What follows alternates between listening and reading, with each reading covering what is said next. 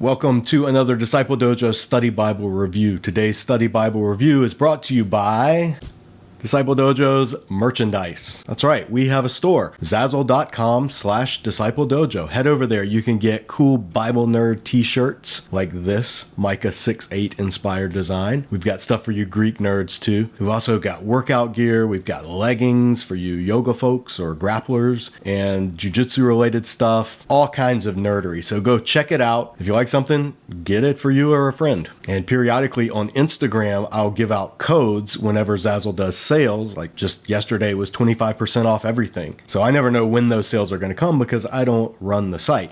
But follow at JamesMichael7 on Instagram, which is my Instagram account, and you can see whenever there's a new sale. All right, speaking of Bible nerdery, let's get on with this study Bible review.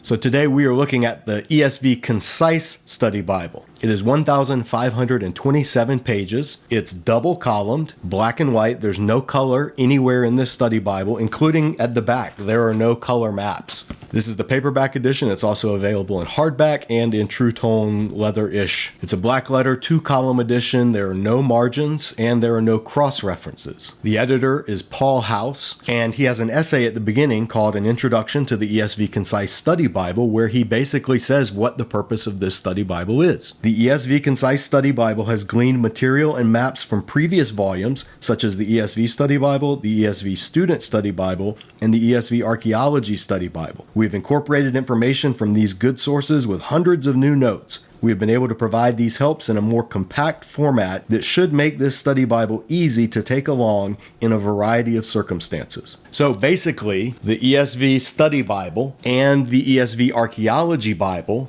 these are the two primary sources that the material in this comes from. So for instance, here's the Daily Life in Israel in Old Testament Times article by Gerald Mattingly. It's got the layout of the Hebrew calendar year, it's in full color, and it has two maps about the economy of ancient Palestine. Then after that, you have the comparison of the Hebrew calendar to the modern calendar, and then you have the Old Testament timeline. And here's what that looks like in the ESV Concise Study Bible. The Daily Life in Israel in Old Testament Times, you have a black and white version of the Hebrew calendar year, and then only one of the maps about the economy of the ancient Near East. You have the comparison of the Hebrew and the Gregorian calendar, and then you have the Old Testament timeline overview. So that should give you an idea of what they mean when they call it a condensed version. And to give you an idea of how condensed it is, the introduction to Genesis in the ESV Study Bible is about 10 pages. The introduction to Genesis in the Concise Study Bible is 2, and that includes the map and the outline. The outline, just the outline to the book of Genesis in the ESV Study Bible is 2 full pages. The outline that they give you in the Concise Study Bible is literally 4 lines. So it is massively condensed. And the same thing goes for the actual study notes once the book gets going. Here you can see the ESV Study Bible,